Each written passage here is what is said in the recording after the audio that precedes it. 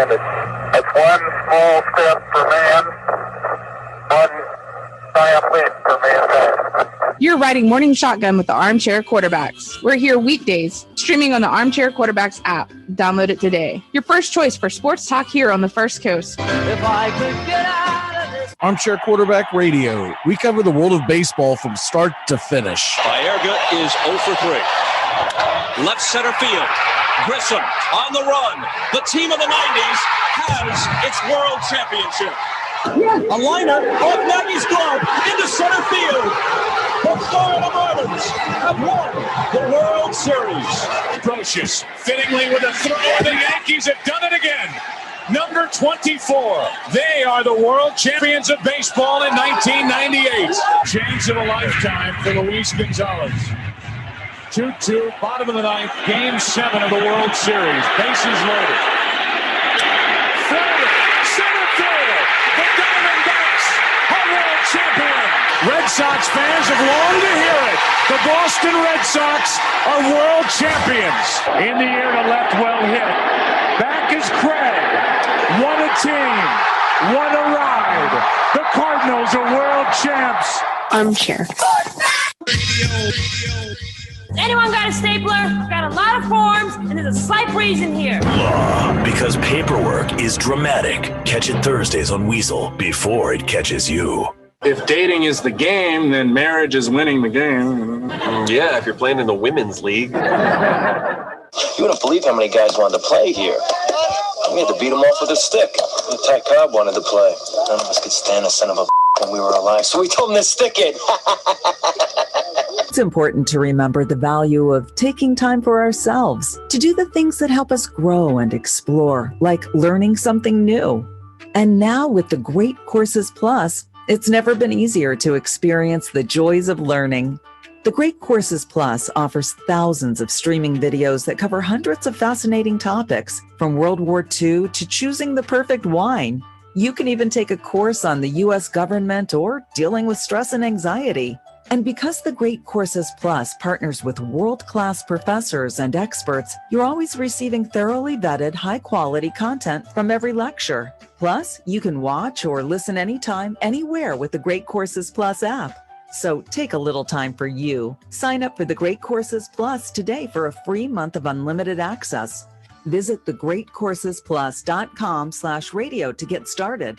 That's thegreatcoursesplus.com/radio. Can't be taking advice from a nun and a hippie. By all means, seek out the supreme wisdom of the junkie philosopher.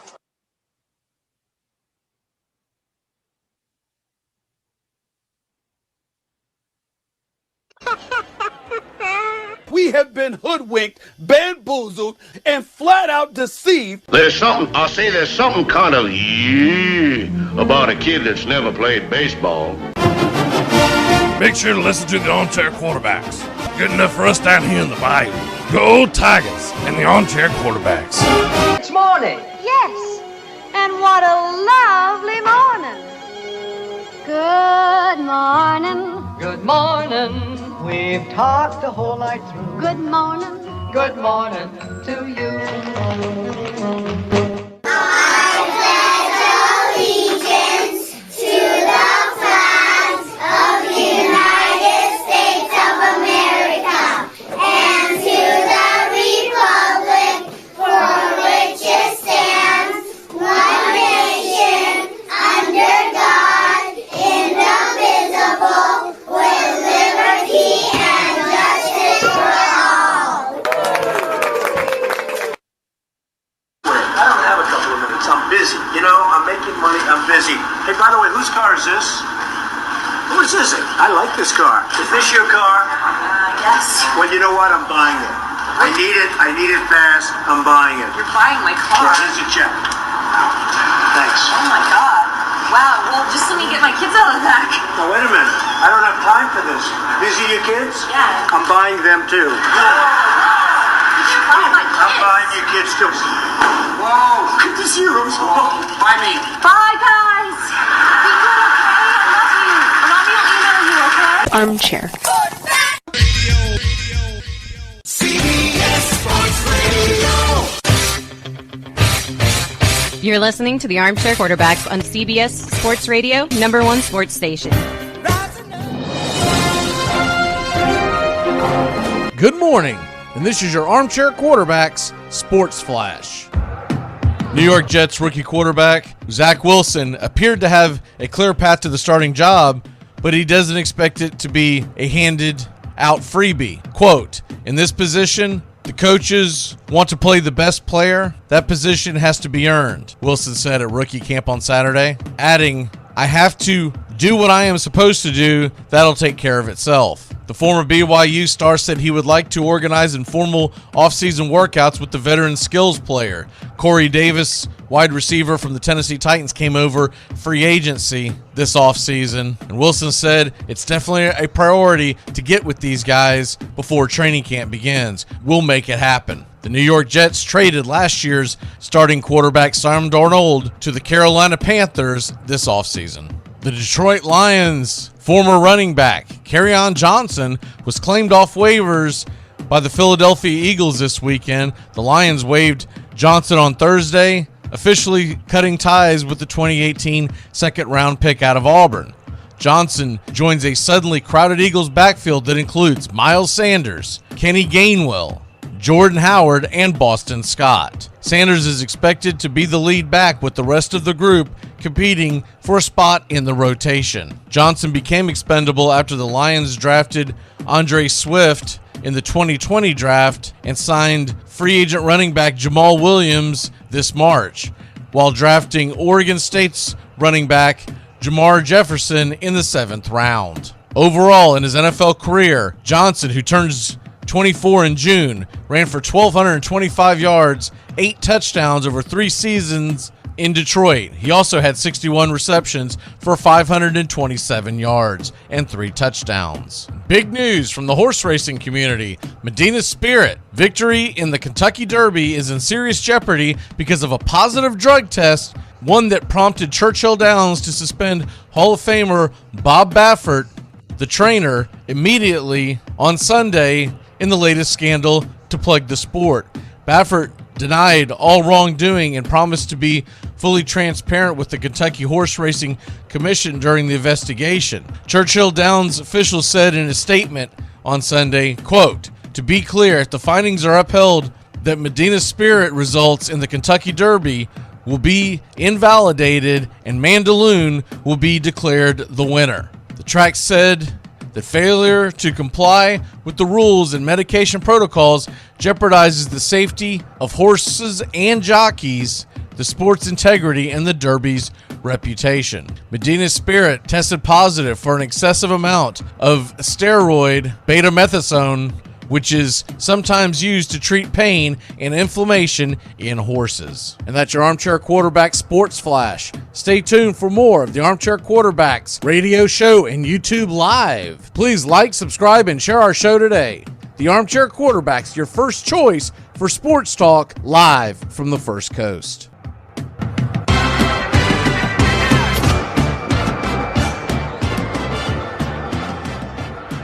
Good morning. It's time to wake up, y'all. You're listening to the Armchair Quarterback Show. We're here weekdays on CBS Radio, YouTube Live, 8 a.m. Eastern, 7 Central, 5 Pacific. The Armchair Quarterback Show, your first choice for Southern sports talk.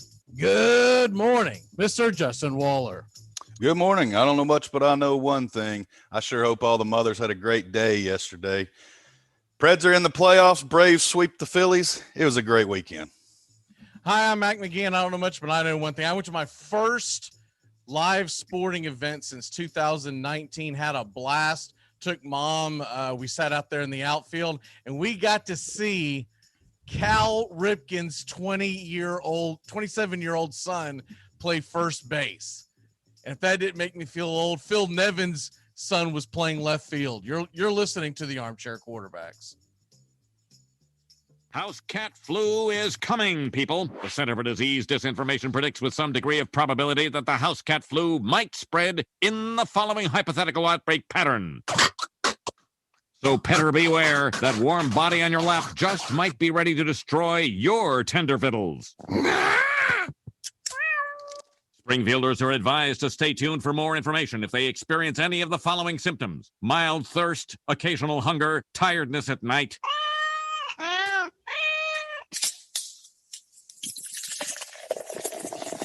Armchair. Community Access Channel. He's the armchair quarterback. He's full of beer and he's full of snacks. The all-American man with a groove in his head. Hey, howdy, hi, top of the morning to you. Welcome to the Armchair Quarterback Radio Show. Mac McGee and Justin Waller. Justin, how the hell are you, sir? Oh, I'm doing great, Mac. How are you this morning? I'm doing good, man. I don't know when. See, you said the last time you went to a sporting event, I guess would have been right before the pandemic in 2020, correct? Correct. Yeah, so I hadn't been to one since 19, which was a minor league baseball game that we actually went to. I had to count it back. I had to go back and look. It's like, when the hell have I been at a game?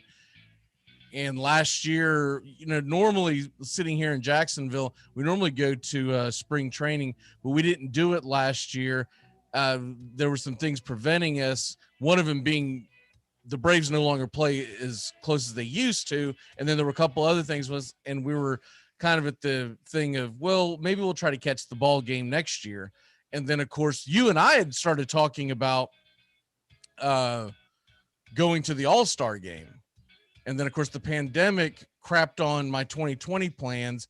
And then the woke mob crapped on my 2021 plans. So we went to the game Saturday night. It was fun. The Jumbo Shrimp did lose, but it went to extra innings. And this is how out of touch James is with sports. He looked at me and he said, when did they start putting a guy on second base in extra innings? And I said, minor league, I'm not sure the exact year. I said, but last year, 2020, he goes, major league, they do that? I was like, I thought you said you were watching baseball. He goes, kind of. I was like, you can put kind of in bold print. But we did have a blast. It was at, I'm guessing 30% capacity, Justin. I don't really know, but it was sold out for what they had because there were actually scalpers outside of a minor league baseball game trying to jab people like the good old days. So anyways, back, baby. That's right. USA. The Preds in the playoffs.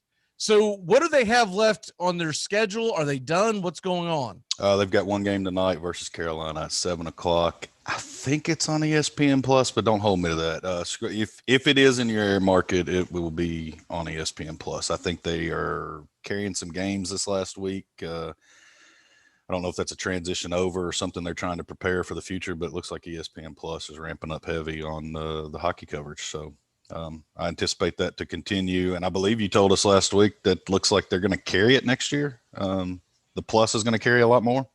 I believe that's what's being said. I know that they signed the contract, and I was thinking that it was starting a year later, but the report that came out said that it was actually going to start a year earlier. Also, the Amazon with the NFL. So I'm not really sure 100% how much it's being carried, but I do know that Disney is going to start carrying the NHL.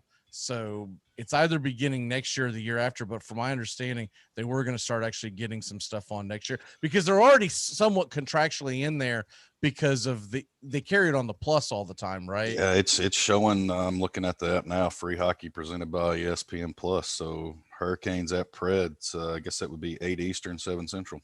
Yeah. So they're in now. As far as the seating goes, do you have a preference on who Nashville would go up against? They don't have a chance. They're going to end up playing Carolina. I wanted Florida down the stretch to surpass Carolina, but they're 3 points back with only one game to play. It's physically impossible for them to secure that. So it will be Carolina, Nashville. So Saturday and Monday is a prequel to the first round of the playoffs for Nashville and Predators and Hurricanes fans. So the big news was Saturday night, the Predators got the proverbial monkey off their back. They have not beaten Carolina all season, and with a first round matchup looming, it looks like a 4 and done, possibly a sweep. But to actually be able to play, and I mean, it was some amazing offense and spectacular passing that allowed it to happen. But hey, they were there. They got the breaks. They finally got a W against Carolina. You hope they can ride that momentum and carry it into the playoffs. So what you don't want to see tonight is Carolina come out and put 5 goals on them in the first period and it be over before it even begins. And that just happens to be the storied history with the Hurricanes and Predators. Carolina traditionally has blitzed them and jumped on them early and had an early 3-4 goal lead, and really has been able to just kind of autopilot. And Nashville's not been able to ward that off or defensively slow down that initial onslaught. So it was good to see that Saturday night. Hopefully they can carry that over, and I'd like to see a deep playoff run. So Carolina is, because there's only one. Okay, I get it now. I see the standings in front of me. Okay, so realistically, does Nashville even start their starters tonight, or do they rest them? Do they say screw it, we got to play you anyways? We don't want to go out there and I think tonight will be an emotional night because I think you're going to see Pecorino in the post, and I think this I'm probably going to get blasted for this, but it's probably going to be the last time you see Pekka in the goal for the Nashville Predators at a home game, regular season. This is probably the walk-off finale. So if you live in this market and you want to see Pekka one last time between the pipes, you need to get down to Bridgestone tonight, because I got a feeling this is going to be the last time you see it, and it's going to be I want to send him off well. So you hope he – so to answer your question, no, I don't think they're going to start the full-blown starters, but I don't think they're going to let Pekka right off into the sunset on a sour note. So hopefully I'm wrong. Going into the postseason, they're going to ride Saros back-to-back. It doesn't matter. You ride the hot hand. The kid is playing phenomenal hockey. So just tonight, you want it to be a good symbolic send-off for Pecorino and provide you some momentum going into the first round. So basically what you're saying is that you're trying to send him off with his Pekka not down but up. That's right, man. Moving on, the Albert Pujols situation. Got some intel on this from a sports writer in Texas that I know that he got it from, I guess, the straight skinny from a Los Angeles sports writer. That the rumor is, but it can't be. The reason why it's not coming out is because they can't verify it, but he has it on pretty damn good authority. So anytime this guy has leaked to be anything, he wrote for one of the major Texas newspapers for years, and I'll just leave it at that because I'm not trying to get his Facebook blown up. But he's saying the rumor that he's hearing was Pujols was upset because shortly before he was released, and I don't remember if it was the night before or a couple of nights before, but it was right in that time period. They were going up against the Tampa Bay Rays. Ryan Yarbrough was going to be the bulk pitcher, meaning he was the opener or / he was going to come in midway. You know how the Rays play that kooky offense or pitching. And Pujols, who was 6 for 9 lifetime with 2 home runs in his career against Yarbrough, was visibly upset that he didn't get a chance to play against him, didn't get a chance to start. And I guess he blew up. And this was not Joe Madden's decision. This came from upstairs. And so evidently what the situation is at hand is that Pujols got into it with the upper management, the general manager, whoever's making I'm sure they've got a team of nerds out there statting it up. And why these nerds didn't know he was 6 for 9 with 2 home runs against Yarbrough, that part I don't get. But I guess Pujols had enough, and he said, I'm heading to the Hall of Fame. I own this guy. Why the hell am I not playing tonight? It's a lefty-righty situation as well. So I kind of get where Pujols is coming from. But what's your take on it? Because I could be talked into this either way.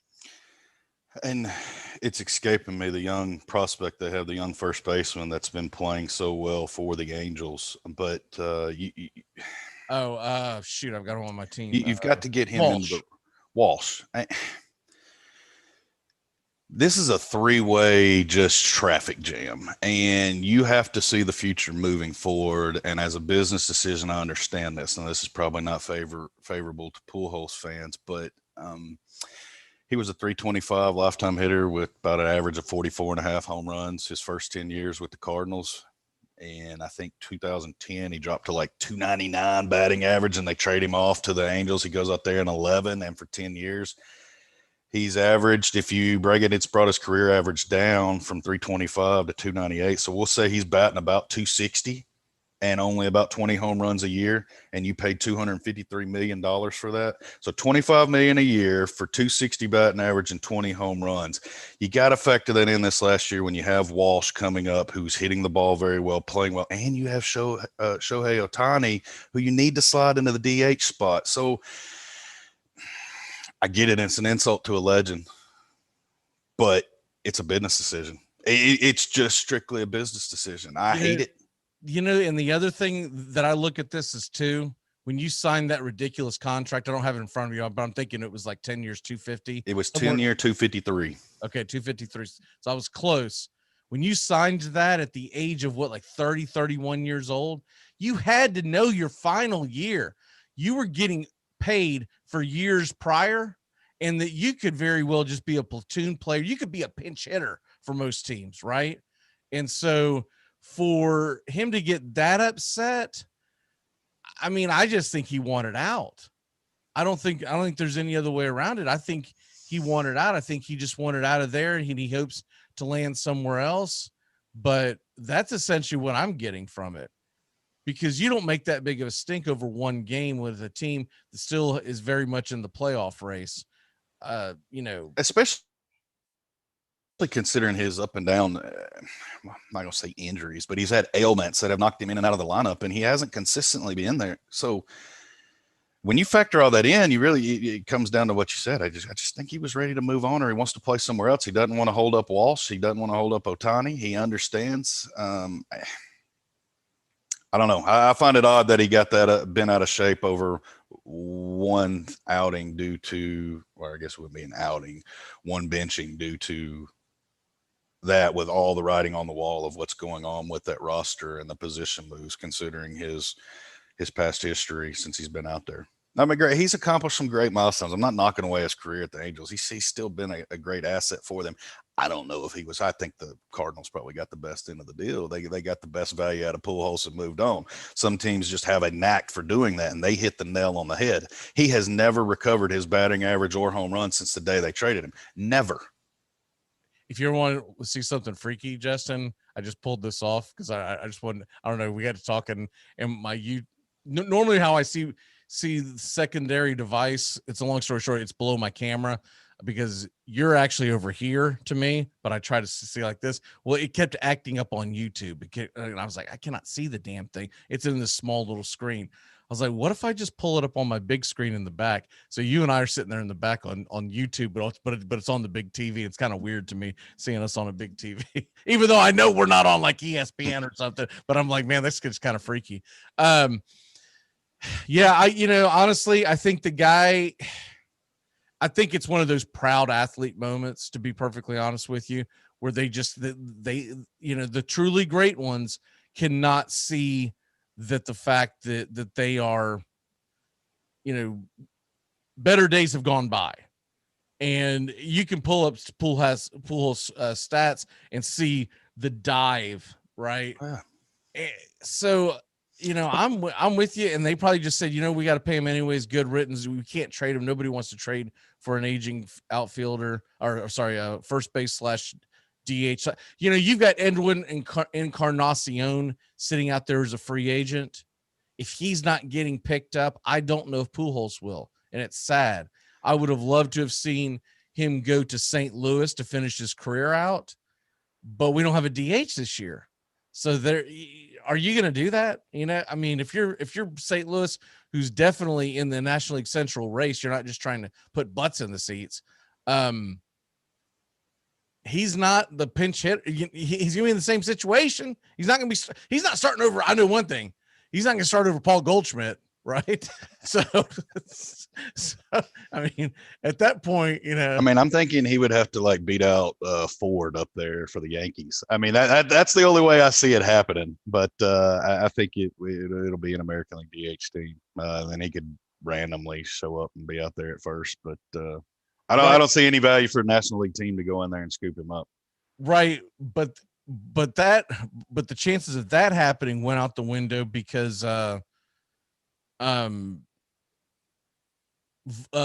Voigt is coming back next week. Correct. So there goes the four. I don't really see you going, hey, sorry, Voigt, you're gonna sit down there at the, you led the American League in home runs last year, but we're gonna start you off at the training site, to make sure that you're still legit. That's right. We need to build a roster. Oh, mercy. Speaking of signings, did you see the Shane Green signing? Of course. Big deal for that. And then also they said they're going to leave it up to Chris Martin, but he could possibly be back tomorrow as well. So I suspect that tomorrow's game against Toronto, you're going to get a much different look of a bullpen because you're going to get him, Martin, and Green has been saying all throughout this offseason or his offseason while he's been waiting to get signed that he has been pitching and staying in shape. So I would think that Green will be good to go pretty soon. If not tomorrow, then very close after that. I hope we get Detroit Tiger Shane Green that we thought we got the first time we signed him. Didn't. I mean, he was solid last year. He was, but he just got overshadowed by the other arms on that rotation. I hope that we get what we truly thought we were getting when he signed out of the Tigers bullpen, and he was an elite closer at that point in time. We need that right now desperately.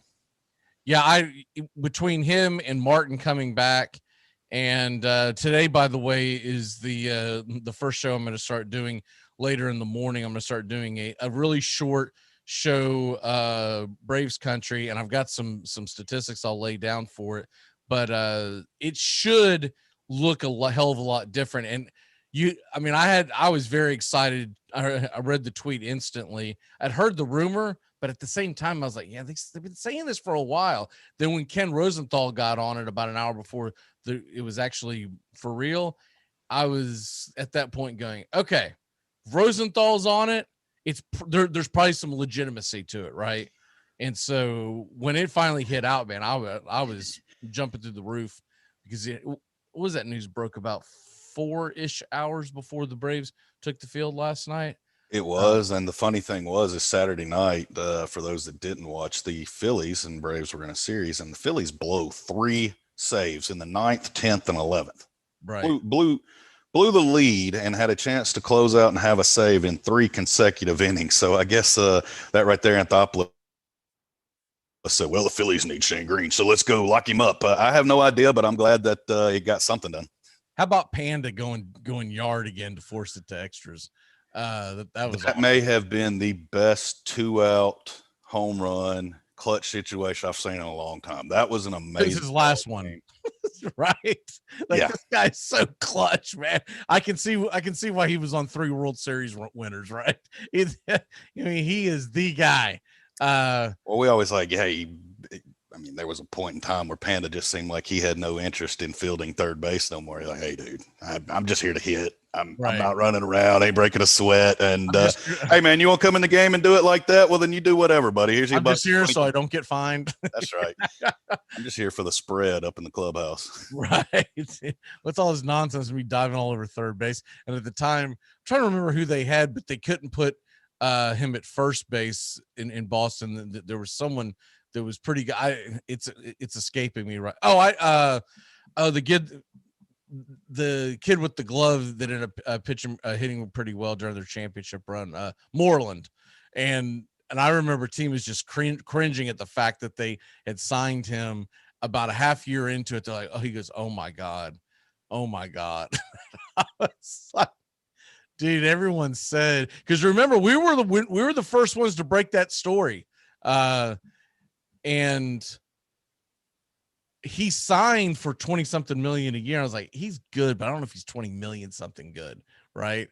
And sure enough, and I'm sure if Demas talks about it now, he still talks ill of him because he remembers him not living up to that. But considering what we paid him for, it was incredible. What about Bob Baffert, the owner of the Kentucky Derby horse, the Kentucky Derby winter horse, Medina Spirit? Well, there's news now that it looks like it's going to be taken away from them because they use some kind of a steroid that helps with pain. And so the winner will go to, I had it here somewhere, Mandaloun. But I mean, you got screwed if you bet on Mandaloun, because I don't think you get repaid on that. I don't, because how could Churchill Downs go back and get all the money back, right, from the people that won, right? So if you had a big payout with Medina Spirit, and when I come back to you 2 weeks later, go, I'm going to need that back, that you got paid out in cold hard cash, and you're going to say, yeah, I'm going to need you to take a walk. So I think you're just screwed. But I guess the bigger news out of it is it eliminates them from the Triple Crown, and then Bob Baffert's being suspended from Churchill Downs, not allowed in the building. I don't know for how long, but I mean, if it's just till next year's race, it's not a big deal. But what say you? Don't follow horse racing a lot. I know who Baffert is, but I don't know the career. The only guy I know. Yeah. It's the dude with the white hair that looks like Bobby Cremens or whatever that Georgia Tech basketball coach was back in the 80s and 90s. I'd like to see this second set. Have they official as a second one came back and it is legit at this point? It's supposed to be today. They were supposed to do the postings for what's the next one that they do. I always get them confused, but the second leg of the Triple Crown is coming up, and so they delayed the postings for it. It was supposed to come out today. They're going to wait till tomorrow because today I think it's supposed to become official. They got one more retest, and if it comes back the way they expect it to come back, the horse is disqualified.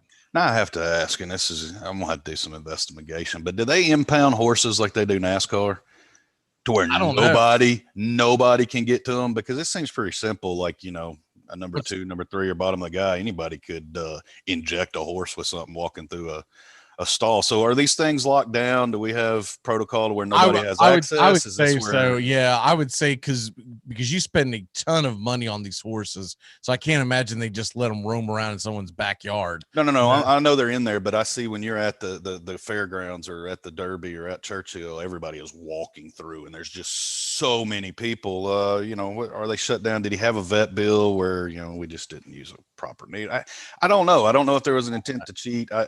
I don't know enough about horses and what the advantage was. From the one article, I only read one article on it. It sounded like that everyone has suspected Baffert of this in the past. Okay. And so, but to your point, I would say there's a very good chance that they have security all around these horses all night long, because how long have they been doing racing? Almost 200 years in America. Oh yeah. I would it's come up at some point. There's got to be a story where someone did something to a horse at some point over the last 200 years, and that I would think that there's and I would think it's a pretty good security team. It's not like Phil the night watchman who's over there with his hat something. I guess the reason I asked that is the first question that comes to my mind is he knows he's done this for so long. He knows it's going to a post-race inspection. You're going to have a test, so why would a trainer even fool with it? Or, it's just a scenario where he thinks he's been done. See, I didn't know that there were speculations been doing it. Maybe he thinks he's got a system that he can get it out of the. That's a very good question, because I don't know why he thinks that he would get away with it. But then again, to the same token, why do these baseball? It just seems like somebody of that caliber would know that, hey, we can't play in this world. Maybe whatever. Okay, so did you ever have to take a piss test for your job? Yeah. I don't know if they still do those as much anymore, but back in the day there was all these companies that were very we piss test everybody, and there was always some urban legend on how to beat it, right? So there's like drink like 17 gallons of tea. So in my head I had it like they were slamming the horse with gallons of sweet tea right after the freaking race. Pay it out. I forget what it was, but there used to be this little thing that the dopers that I was friends with would swear by, if you took this, whatever the heck it was, and I don't remember it, but you're going to pass your drug test. I'm like, or I could just not smoke pot with you tonight since the test is tomorrow night, and spoke pot in several months. I was like, I've got that option too. Yeah. So, how about I just get, blind running drunk, and then we'll just call it a day, and then I'll smoke one with you tomorrow morning. How about that? We're coming up on that time. What is your walk-off for the day, sir? Again, it's going to go Nashville Predators tonight, ESPN Plus, 8 o'clock, Preds Hurricanes, and last game of the regular season. All right, brother. We'll see you tomorrow. And Doug is on the way. You're listening to the Armchair Quarterbacks on CBS Sports, and of course, YouTube Live. If you haven't caught us on YouTube Live, what the hell is wrong with you, man? I'm about sick of you. Find us on YouTube Live. It's enough already. You are so going to end up in porno. Top Gun Supply is the friendly gun shop. They are a Glock Blue Label dealer for military and first responders. So stop on by at Top Gun Supply at 525 State Road 16, 10 a.m. to 6 p.m., Monday through Saturday. The Friendly Gun Shop, proud sponsor of the Armchair Quarterback. After these messages, we'll be right back. You're listening to the Armchair Quarterback Show. We're here weekdays. Drive time? Find the Armchair Quarterback Show on Facebook today. We live in a world now that welcomes and nurtures the screwball in all of us. Hey, it's a new decade, people. Time to get a little nutty. Treat yourself to Screwball Peanut Butter Whiskey, a smooth flavor that combines two of America's favorites, peanut butter and American whiskey. So no more social awkwardness. Time to embrace who you truly are. Get out there and make friends. And be sure it starts with Screwball Peanut Butter Whiskey. It's available nearly everywhere. Learn more at screwballwhiskey.com. Infinium Spirits. Please enjoy responsibly.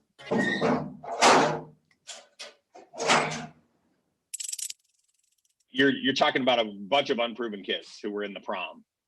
Literally they were in the prom like 6 months ago at their high school. No, they weren't because they were on lockdown. Exactly. Okay, they were at a These are promless teenagers. If he's from a Big Ten state, they were at a. If he's from a Big Ten state, he didn't have prom. I can guarantee you that. They were at a virtual prom. Anyway, so it's tough for Wisconsin. That's called porn. That's called porn. Stop it. They get a break this week because I got a mess to clean up, guys. Yeah. Virtual prom. There's my walk off for the day. Thanks, Mac. I got to dry my keyboard out now.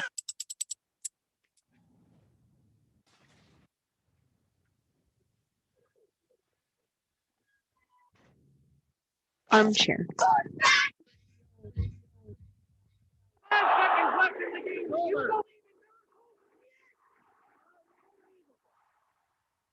Are you looking for the perfect gift for any sports fan, or just looking to add some stuff to your own man cave? Then head on in to MVP Collectibles at the St. Augustine Outlets Mall. They carry Seminoles, Gators, Bulldogs, Canes, Longhorns, Bama, Buckeyes, Wolverines, Hawks, you name it. They have Patriots, Jaguars, Titans, Dolphins, Browns, Ravens, Steelers, Chiefs, whoever you're looking for. Yankees, Red Sox, Cardinals, Braves, whoever you like. The best selection you'll ever find for the sports fan that thinks they have it all. That's MVP Collectibles in the St. Augustine Outlets Mall, Suite 245, right across from the food court in the St. Augustine Outlets Mall. Open Monday through Saturday, 10 a.m. to 9 p.m., Sunday, 10 a.m. to 6. Get your man cave popping today at MVP Collectibles. You threw my sandwich away. My sandwich! My sandwich!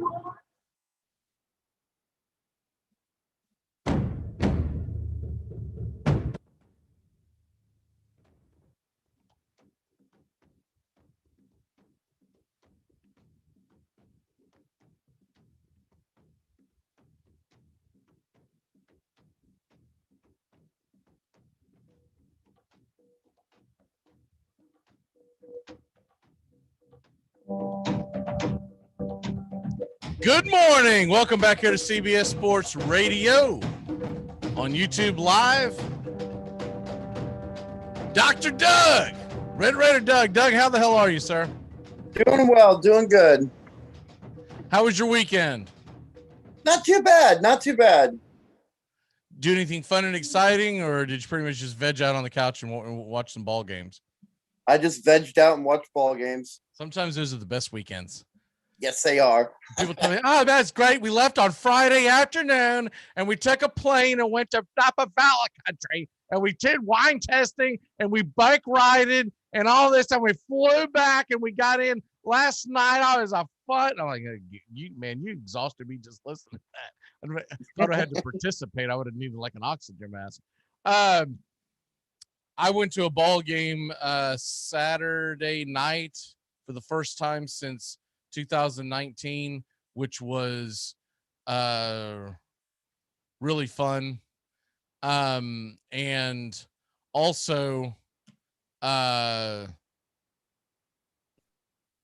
watched a lot of games, and then the game last night. So I didn't get a chance to get this in the first hour. Did you watch Saturday Night Live with Elon Musk? No, I'm sorry to say I didn't. No, you're not. You're not sorry to say you did not. You're actually happy to say that you did not. It was absolutely terrible. Absolutely terrible. And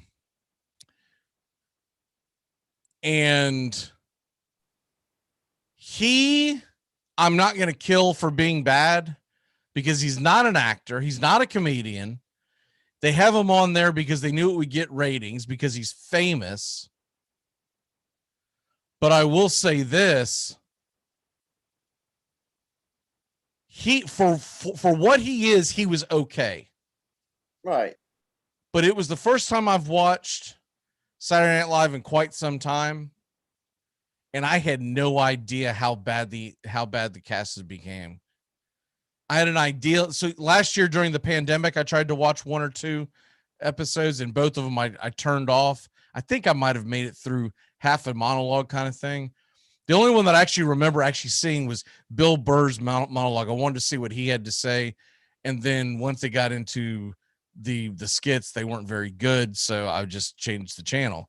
But Saturday night, I sat through the whole thing because everybody knows I've invested into Dogecoin, and I was curious to see how often he mentioned it and that kind of stuff. But getting around that for 90 minutes of listening and watching to skits that they prepare on all week long. This isn't an improv group, y'all.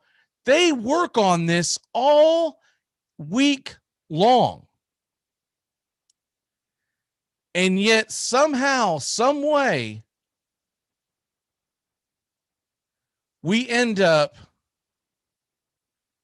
with this junk. I mean, you got to go back and see some of the clips. It's so bad. It's so uncomfortably bad. The only one that I would say was remotely had a couple of chuckles in there was one that they pre-taped. You could tell they pre-taped it well before the show just because of where it was staged. It wasn't on a live stage. But everything else, man, it is bad. And then, of course, everyone freaked out because he was so bad. I think what they were really freaking out to the fact is, without realizing it, that Saturday Night Live has gotten so bad. It's unwatchable. They need to clear that entire cast.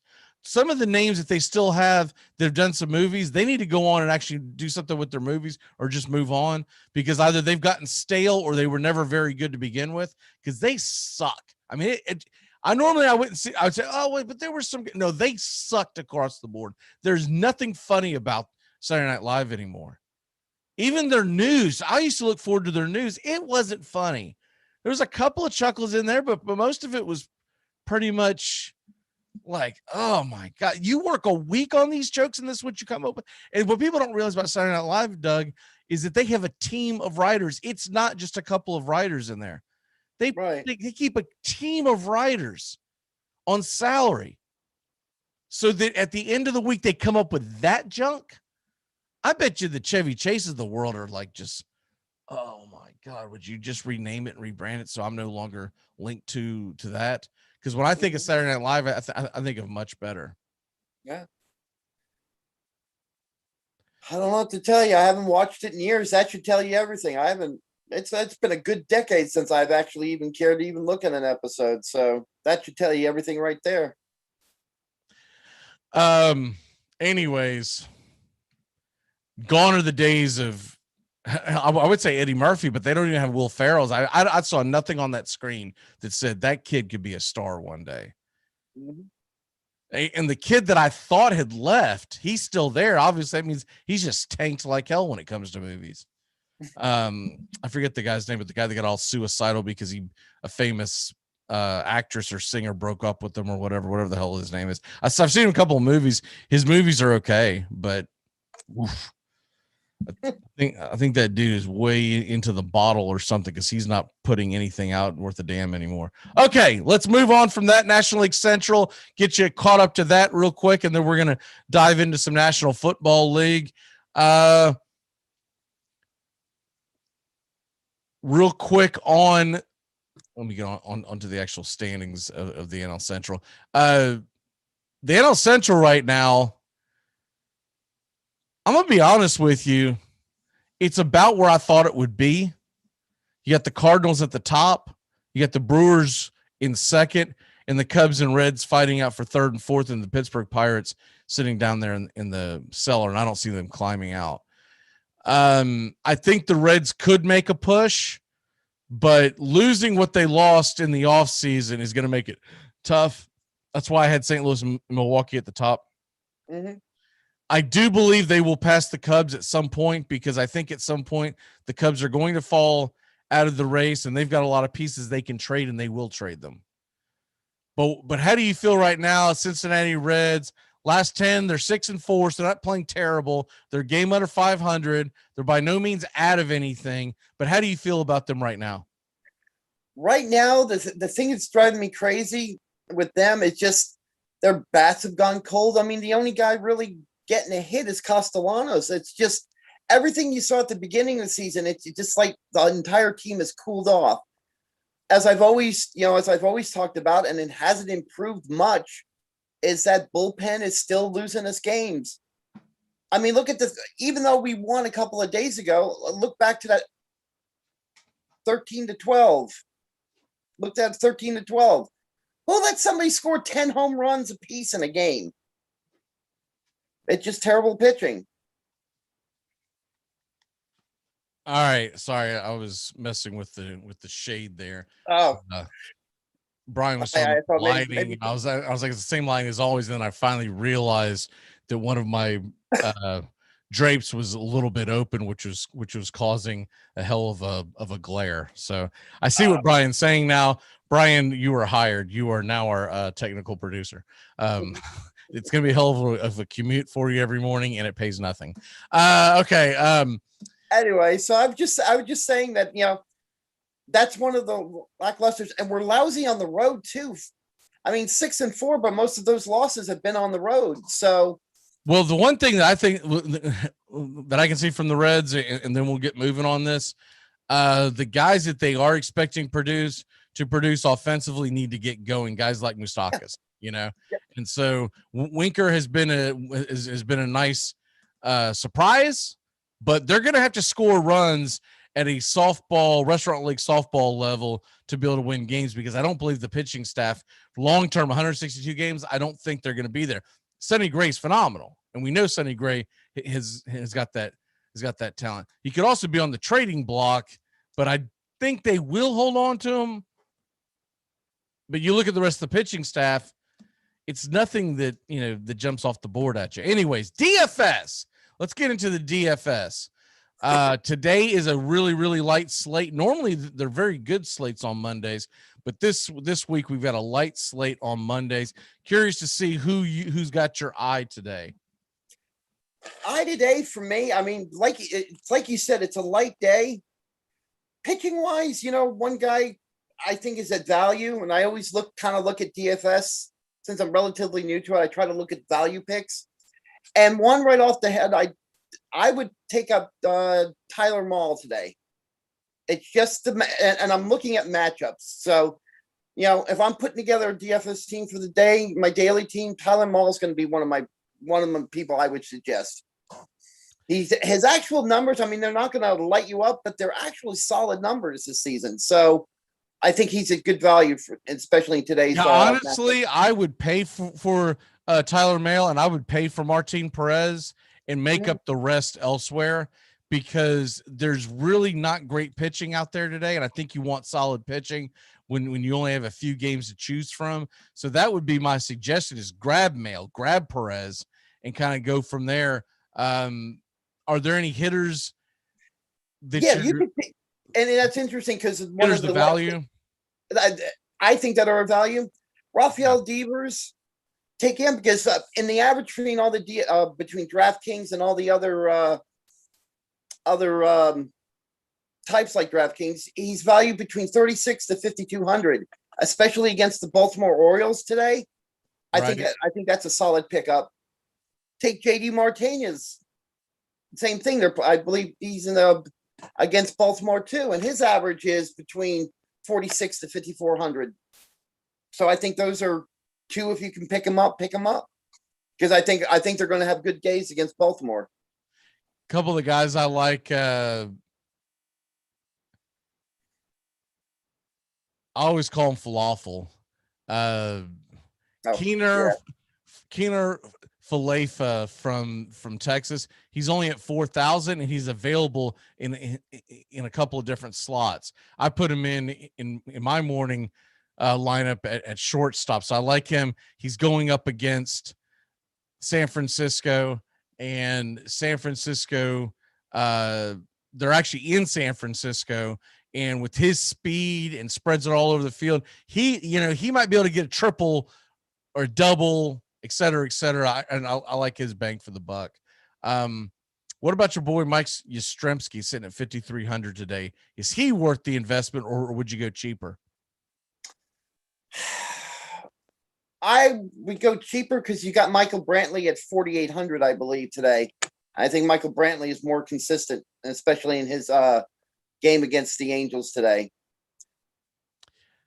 They, by the way, kicked everyone's ass in fantasy again this week. I mean, I wish the playoffs were right now. My team is rolling. The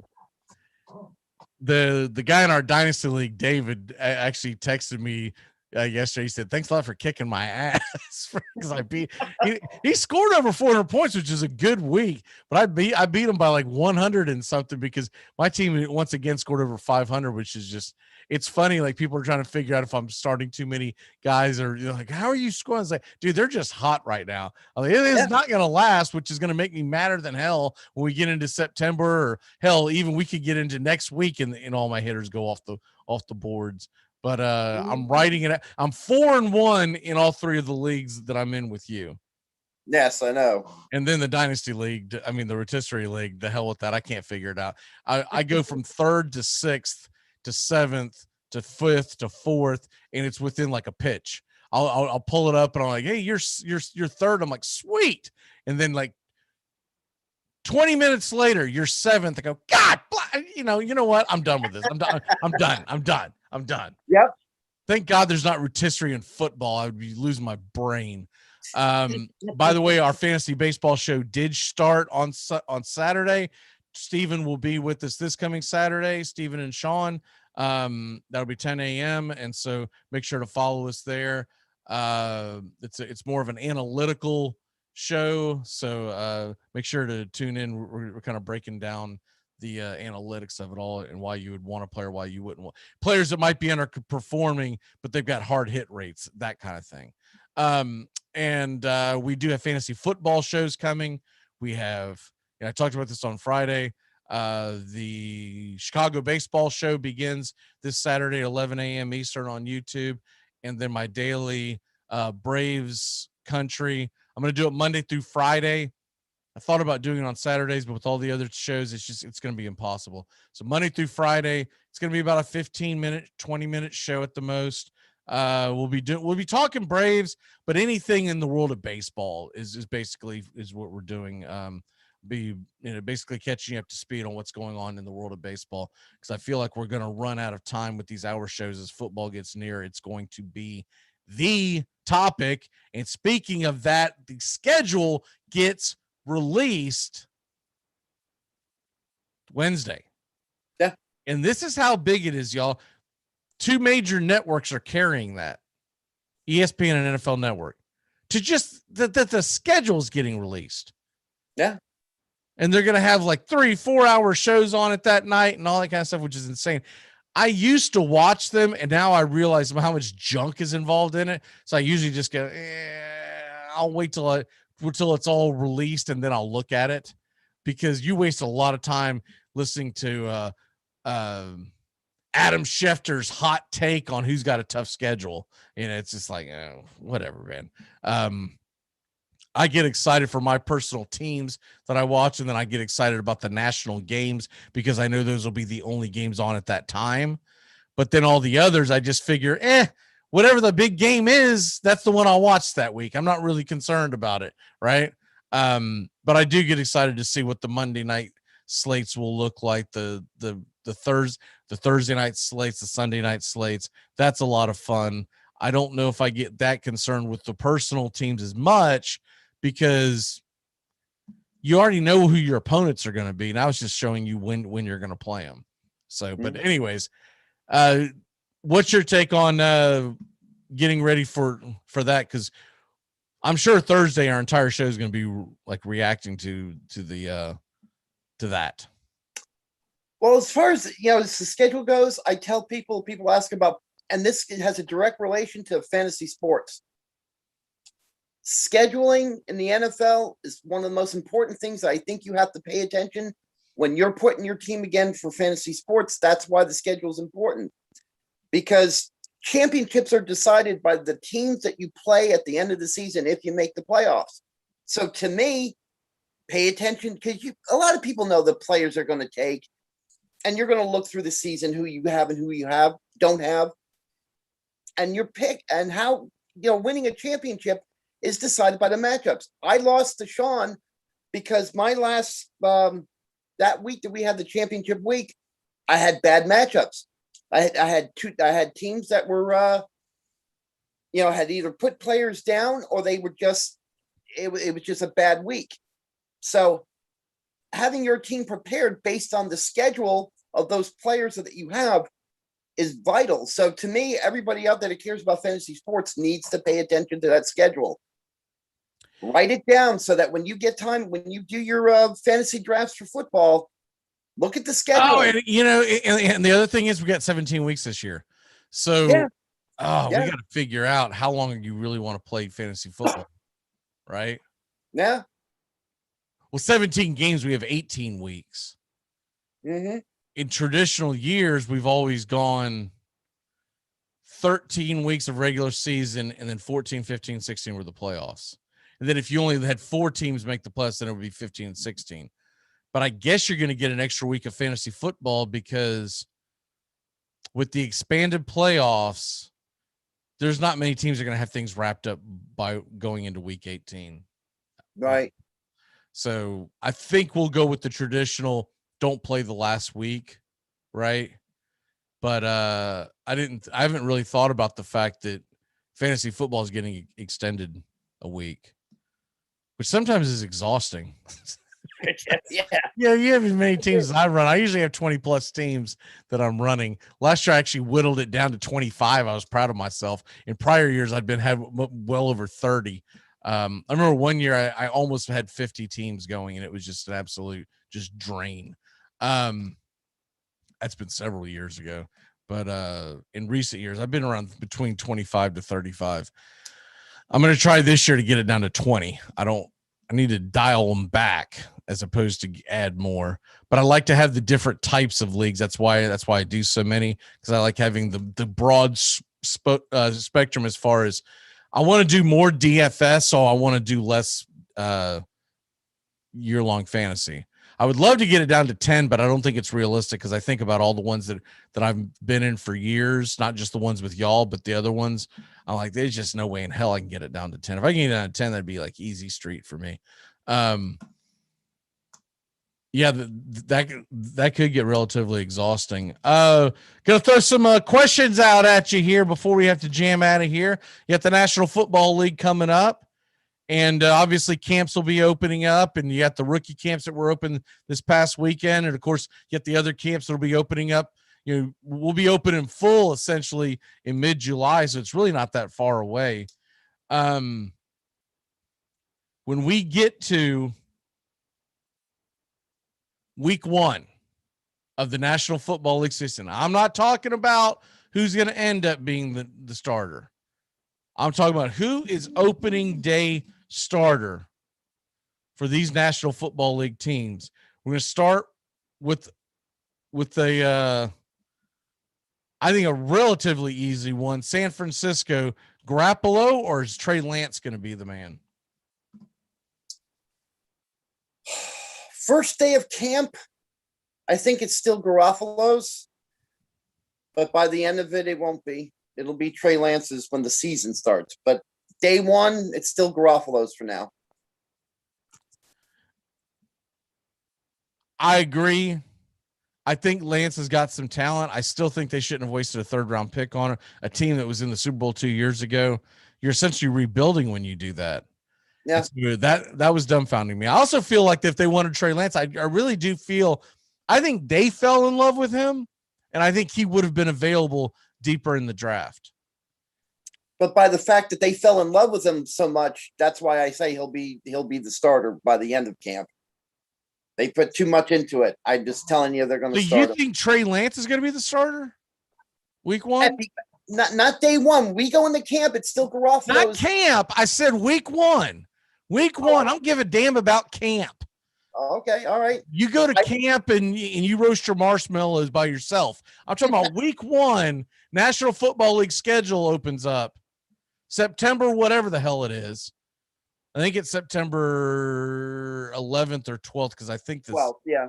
I think the 9th is opening night. Yeah. Who's the starter then? Lance? I misunderstood. What I'm trying to say is Garoppolo will start week 1. I'm saying by week 5, don't be surprised that Trey Lance. But you're not still talking about band camp, right? You're talking No. Okay. I'm sorry. No, right. no, that's not what I'm talking about. All right. I've got Garoppolo starting, and I don't even think it's close. I don't know if Lance starts. The only way Lance starts this year is if there's an injury or they're just doing terrible on offense, right? Mm-hmm. Chicago. Is it Andy Dalton, the $10 million man, or do they let Justin Fields throw him into the fire in week 1? I still think it would be Andy Dalton. I personally, I don't think Justin Fields is that great. I think week 1, game 1, it'll still be Andy Dalton. That's going to be a tough one. I'm going to go with Fields, but Dalton getting paid $10 million might force their hand. And the fact that here's the thing, in a situation like they have in Jacksonville, if Dalton was on the team, I could see him starting week 1 because no one's firing Urban Meyer at the end of 2021. Right. But Nagy, man, he's on the hot seat. He's got to get the W's. And depending on who they play in week 1, he has to feel comfortable that team is going to have a chance to win week 1, because if Nagy doesn't make the playoffs, his ass is gone. Watson or Davis Mills in Houston. And what I mean by that, not whether or not Watson is good enough, but will Deshaun Watson still be on that roster? Way things are working, I don't be like tied up in court. I don't think Watson's going to be there. I think he's going to be in court. I see the end of his demise coming fairly soon. I think they really want to trade him at this point, but now he's damaged goods, and they might have to hold on to him.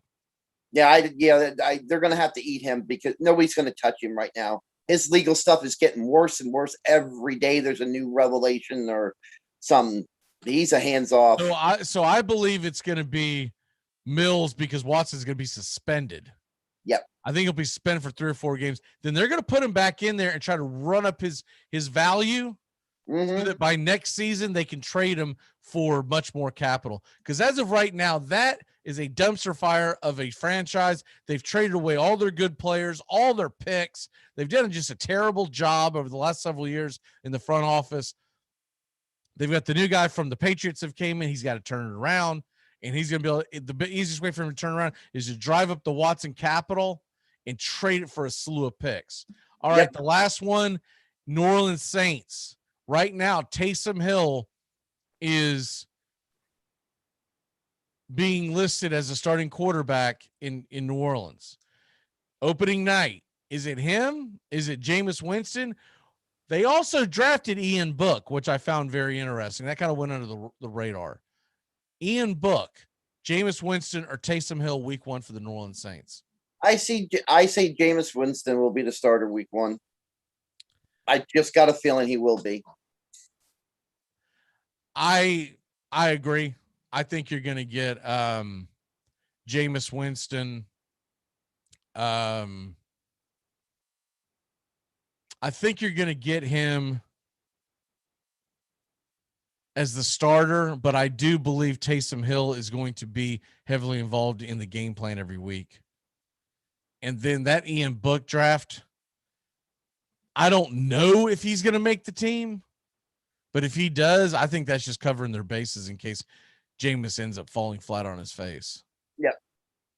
If they could practice squat him, they would, but I don't know if they'll do that with the quarterback. They normally don't do that with the quarterback. All right, it's time to turn back time and get the hell out of here again on another great day here on the Armchair Quarterback Radio Show and YouTube Live. All right, let's go ahead and get into it. Always 2 feet behind. Once Brian gets here to run the board, I won't have to do all this. All right, turn back time.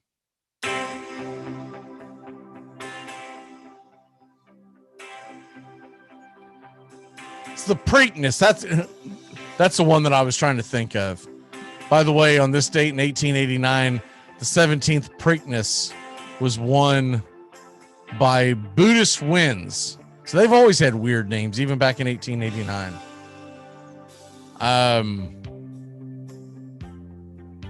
For once, I'd like to see a horse win that thing just named Joe. Just Nancy. I think if I had a name for a horse this year, it'd be Karen's Always Right. Yeah. And then give the horse like a Karen type of haircut. Let me speak to the manager. That would be another great horse name. Let me speak to the manager. Birthdays. There was other stuff in turn back time, but I didn't get a chance to get into it because I went off on a side street. Okay, here we go. Birthdays. As I'm known to do that. Hey, by the way, this date in 1850, Scottish yachtsman Thomas Lipton and T. Merchant was born.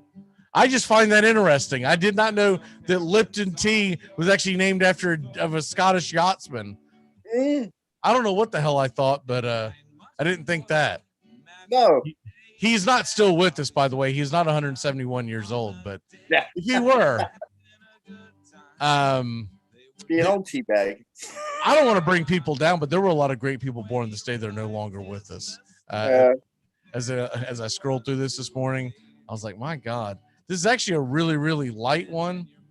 So I'm just gonna grab one out of the hat and see if you've ever heard of this guy. Remember this guy, Ronnie Dixon, NFL defensive tackle. Do you remember him at all? Vaguely, I know. 50 years old today. 50 years old. I want to say at one point in his career he played for Cincinnati for the Bengals, maybe. Eagles and Jets. I do not remember him. Okay, that's why I grabbed him, because I do not remember him, but yet he's on this list. Usually when these people are on the list, they have some kind of reasoning for being on the list. And I'm thinking this guy might be his best friend or something, because I was like, I do not know who this dude is, man. And if he's, I don't either now. He is, and he played for the Eagles, he would have been on a pretty darn good Eagles defensive line in the early 90s. So for me not to have remembered someone that played with the Minister of Defense, he was with the Eagles at that point. Reggie White. Yeah. Anyways. But then right below that, I see Jerome Williams. It's his birthday, but it's not the Jerome Williams I'm thinking of when I think of the Eagles. It was some guy that played NBA forward for the Pistons. Okay, if you say so. Yeah. The biggest name that I see on this list that just jumps out at me, Helio Castroneves, the Brazilian race car driver. I actually know him, and I don't even follow that sport, but I do know him because he's raced in NASCAR from time to time. I don't know if he's still doing that or not. All right, what's your walk-off for the day, sir? Walk-off going, because it just these rumors are driving me crazy. Derek Carr, all you Raiders fans out there, will be the starting quarterback. Aaron Rodgers is not coming to Las Vegas. If he does, we'd have to give up our entire draft next year, and you're not going to get that much value for Derek Carr trading him somewhere else. So get used to Derek Carr being your starting quarterback in Las Vegas. My walk-off for the day is listen to all these guys that were actually born on this day. I just want to mention them. John Wilkes Booth. You remember that guy? I heard he made a splash. Yeah. A very large leap. Oh, man. Too soon. Fred Astaire was born on this day. Mr. Tippy Toes. And Pat Summerall was, which is man, one of the great legends, but he passed away back in 2013. So I hate bringing up the people who are all dead. It always reminds me of that Seinfeld episode where George is talking with the family and the mom and dad are going back and forth, and they're talking about some aunt or because, Aunt Ruth or whatever her name was, she died at a very young age. How old would she be if she would have lived? And the dad goes, she never would have made it. Freaking jackass. Really light sport. Oh, you know what? Chris Berman. I did not see this originally. Chris Berman's what is he? 45, a 66 year. He's 66. I thought he was older than that. Well, that's about right for him. Chris Berman's 66 years old. I would have guessed in the 70s because he's essentially retired. And not that he looks terrible. I just would have guessed that he was much older because I would have thought if he was 66 that he would still be kicking. I mean, there's still some really good broadcasters that are. Anyways, my actual walk off for the days. It's pretty light sports night. There's not even a good baseball matchup per se on. So this is a good night to clean out the DVR and to make your wife believe that you respect her feelings and stuff and watch some junk that she wants to watch. That's what I would say, because we're gonna get rolling here.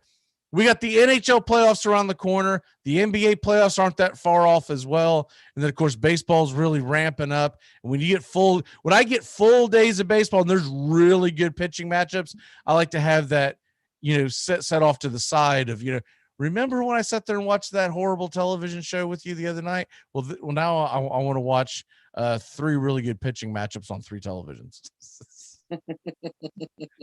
Well done.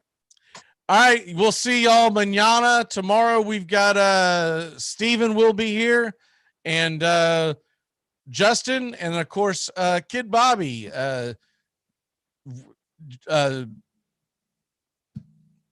Doug, if you have not checked out Bobby on Tuesday mornings at 9, he's a plethora of knowledge for a kid that I guess is like right outside of high school age. Oh, okay. He kind of reminds me of like how I was, just absorbing it all in. Gotcha.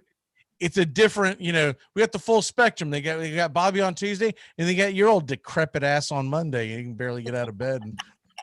Okay. I'm joking with you, buddy. All right. I'll see you next Monday. If I forget to bring it up, Memorial Day, Sunday, the Sunday of Memorial Day. If you have no plans, invite yourself because I can't find you on Facebook, you bastard. And then if you do have plans, I'm too old for Facebook. Just let me know if you're coming by then. All right, brother. We'll see you next time. See you then. Have a great Monday, y'all. This would be a good time for them to have Monday Night Football for us, wouldn't it? Mm-hmm.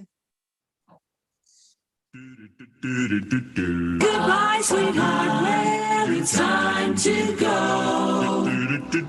We're back tomorrow with another show. Well, unless we're fired, we'll talk to you then. Goodbye, sweetheart. Goodbye. Goodbye. Guys and gals, it's time to go. We'll see you on the next show. Same bat time, same bat channel.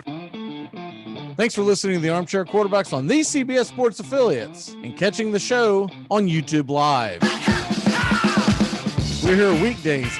Find Armchair Quarterbacks on YouTube Live today. Please subscribe and share and take us everywhere you go. The Armchair Quarterbacks, your first choice for Southern sports talk, live from the First Coast. Can I get another cigarette, please? Can I get another cigarette, please? Yeah, I know.